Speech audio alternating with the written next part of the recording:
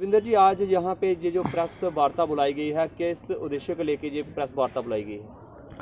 आज जम्मू कश्मीर केंद्र शासित प्रदेश के अंदर कर्मचारी संयुक्त मोर्चा का गठन जो 5 सितंबर को हुआ था, तो उसी को मद्देनज़र में रखते हुए सरकार को, एलजी प्रशासन को पिछले 2 महीने का समय सीमा दी गई थी, जिसमें हमारे Jammu Kashmir teachers associations, Jammu Kashmir PHE employees front, हमारे आंगनवाड़ीज़, हमारे जीआरएस, हमारे होम गार्ड्स, हमारे फॉरेस्ट कॉरपोरेशंस, हमारे एग्रीकल्चर, फ्लोरिकल्चर, हॉर्टिकल्चर के जितने भी अलग अलग विभागों के अंदर डेली वेजर्स कार्य कर रहे हैं, उसी के समक्ष में आज का जो एक वार्तालाप हमने रखा है ज़िला रियासी के अंदर में। और पिछली 5 तारीख को जो हमारा जम्मू के अंदर एक प्रोग्राम हुआ था, उस प्रोग्राम में तय किया गया था कि रियासी के अंदर हम 15 तारीख से ज़िला सत्र का एक प्रोग्राम करेंगे। और उसी प्रोग्राम को मद्देनज़र में रखते हुए आज ज़िला रियासी के अंदर हम एक प्रेस वार्ता का आयोजन किया जा रहा है, जिसमें हमारे साथ में बैठे हुए जम्मू कश्मीर टीचर एसोसिएशन के डिस्ट्रिक्ट प्रेसिडेंट सजाद जी हैं, उनके साथ में जीआरएस के अमित शर्मा जी हैं, उनके साथ में मदन लाल जी हैं, हमारे रोहित जी हैं फॉरेस्ट के, उसके साथ में हमारे रवि कुमार फॉरेस्ट के हैं और रोहित जी होम गार्ड के हैं। अलग अलग और भी हमारे साथी बाकी आ रहे हैं अभी पीछे। तो कहने का मतलब ये है कि जम्मू कश्मीर का एलजी प्रशासन इसके ऊपर कदापि गंभीर नहीं है। इसी को मद्देनज़र में रखते हुए ज़िला रियासी के अंदर 15 तारीख को एक सम्मेलन कर रहे हैं। हमारे जितने भी अधिकारी हैं और जो हमारी मुख्य शर्तें सरकार के साथ हैं, तो मुख्य शर्तों को विचार में लाते हुए हमारा सबसे बड़ा मुद्दा जो है, 3 मुद्दे के ऊपर हम ये समक्ष कर रहे हैं। और सरकार के प्रति भी यही सद्भावना रहेगी कि सरकार इसको भलीभांति इसके ऊपर कार्य करें। पहला मुद्दा हमारा जितना भी डेली वेजर्स है किसी भी विभाग के अंदर है, उसको रेगुलर किया जाए, 60,000 जो डेली वेजर्स है। दूसरा मुद्दा हमारा है कि जो सरकार ने ओपीएस ओल्ड पेंशन स्कीम को काटा है 2010 से और एनपीएस न्यू पेंशन स्कीम लागू किया है। इससे साफ जाहिर होता है कि जम्मू कश्मीर के अंदर सरकारों ने जिस तरीके से व्यवहार किया है, और जो आज हमारा एक केस अधिकारी रिटायरमेंट होगा, हमें लगता है कि उन लोगों को भी जो पेंशन का जरिया है मिनिमम 3,000 रुपये के गेड़े में उनकी पेंशन जाएगी। जो तीसरा हमारा मुद्दा है, जम्मू कश्मीर के अंदर यूनियन टेरिटरी जो केंद्र शासित प्रदेश बनाया गया है,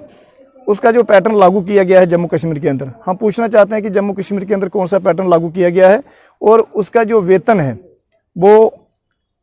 कितने लोगों को दिया जा रहा है और कब से दिया जा रहा है। जिससे साफ जाहिर होता है कि पिछले दिनों में आपकी मीडिया ने भी देखा होगा कि जम्मू के अंदर देश के गृह मंत्री अमित भाई शाह जी ने कहा था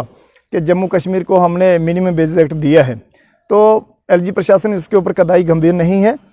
इसी को मद्देनज़र में रखते हुए हमारा जो आज का मुद्दा हमने रखा है प्रेस वार्ता का, और मेरा सभी साथियों से निवेदन है कि Jammu Kashmir UT employees front का मैं महासचिव होने के नाते अपने मेरे ज़िला सत्र के जितने भी लोग बैठे हैं दूर दराज के इलाकों में, किसी भी विभाग के अंदर वो कार्यरत हैं, मेरा निवेदन है कि 15 तारीख जो हमने एक प्रोग्राम जहां पर रखा है, उस प्रोग्राम को आप एक विजय रूप के तरह देंगे। और मुझे पूरा अनुमान है कि हर विभाग से हमारे जितने भी अधिकारी जहां पहुंचने वाले हैं, और अगली रणनीति 15 तारीख से तय की जाएगी कि ज़िला सत्र के अंदर उसकी कमेटी का गठन भी किया जाएगा। और जिस तरीके से हमारे इस पूरी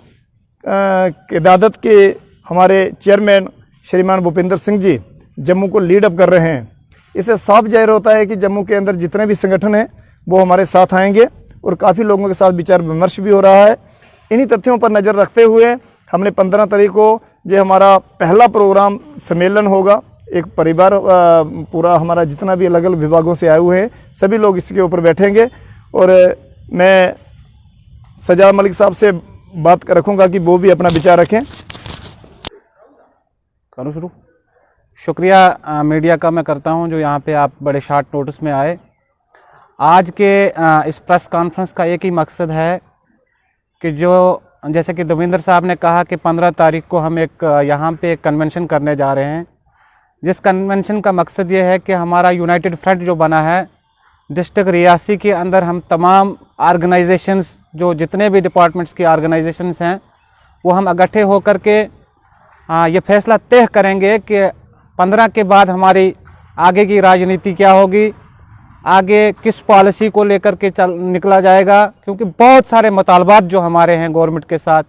रफ्ता रफ्ता वक्त पे तमाम मुलाजमीन ने अपने अपने डिमांड्स जो है हॉनरेबल एलजी साहब के सामने भी रखी, डिफरेंट प्लेटफॉर्म्स पे भी रखी, लेकिन अभी तक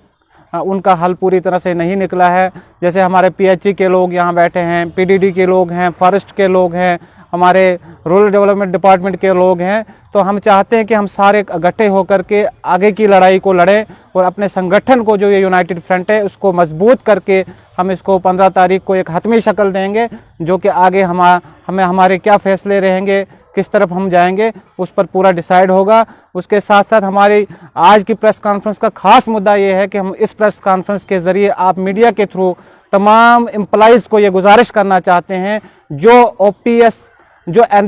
से एनपीएस में आए हैं 2010 के बाद, जिनको एनपीएस में डाला गया है, उस मुद्दे पे बहुत बड़े पैमाने पे हमने बातचीत करनी है, डिस्कशन करनी है। लिहाजा मैं आपके बजरिए तमाम डिस्ट्रिक्ट रियासी के एम्प्लॉइज़, चाहे वो स्कूल एजुकेशन डिपार्टमेंट के हैं, चाहे हायर एजुकेशन डिपार्टमेंट के हैं, चाहे फॉरेस्ट डिपार्टमेंट के हैं, किसी भी डिपार्टमेंट के हैं, हमारी तरफ से आपको हम्बल व रिक्वेस्ट होगी कि आप 15 तारीख को तशरीफ़ फरमा हो जाए और आगे का हमने क्या डिसाइड करना है उस पर हमारी बातचीत होगी।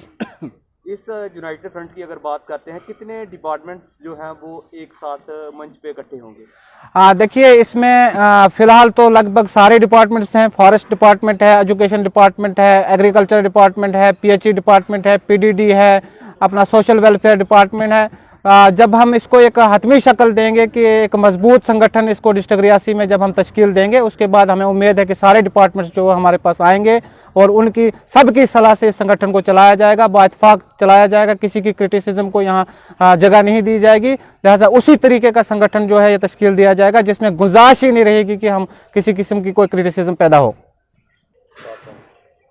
नमस्कार। सबसे पहले यूनाइटेड फ्रंट के प्लेटफॉर्म के थ्रू सभी डिपार्टमेंट्स की तरफ से, अपनी एमजनरेगा एम्प्लॉयज़ एसोसिएशन की तरफ से, जो 2 दिन पहले हमारे हिंदुस्तान को एक बहुत बड़ी क्षति पहुंची है, जो एक चॉपर क्रैश हुआ है, जो एक्सीडेंट हुआ है, उसमें हमारे हिंदुस्तान के सपूत जो शहीद हुए, उन सबको मैं सबकी तरफ से भावपूर्ण श्रद्धांजलि देना चाहूँगा। जो आज इन्होंने ये प्रेस कॉन्फ्रेंस अरेंज की है यूनाइटेड फ्रंट ने, हम उसका एक हिस्सा हैं। हम इन्हें धन्यवाद करेंगे कि इन्होंने हमें अपने साथ प्लेटफॉर्म पे लाया। एक मैसेज हम देना चाहेंगे। एक तो जो 15 तारीख की कॉल है, सभी डिपार्टमेंट्स के कंसोलिडेटेड कॉन्ट्रैक्चुअल जितने भी इस श्रेणी के कर्मचारी हैं वो सभी आएँ, क्योंकि जब तक घरों से नहीं निकला जाएगा तब तक इन समस्याओं का हल नहीं निकलेगा। अब उस पर यह मैटर नहीं करता कि अगर कोई एम्प्लॉय लगा तो क्या वो पोस्ट ग्रेजुएट है या वो अंडर मैट्रिक है।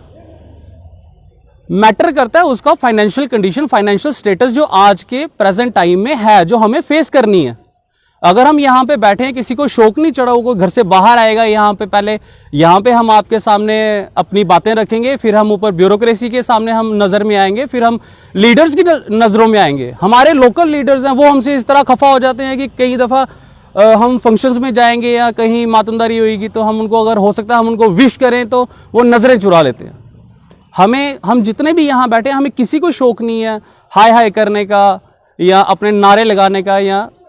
किसी भी तरह से किसी की नज़रों में आने का। ये एक बड़ी अच्छी शुरुआत है यूनाइटेड फ्रंट की, और मैं चाहूँगा सभी जितने डिपार्टमेंट्स हैं, स्पेशली आईसीडीएस डिपार्टमेंट के जो आंगनवाड़ी वर्कर्स, हेल्पर्स, ये जो इनकी श्रेणी है ये पीछे छूट रही है, उनको चाहिए, उनको यहाँ पर आके इस फ्रंट के साथ जुड़ना चाहिए।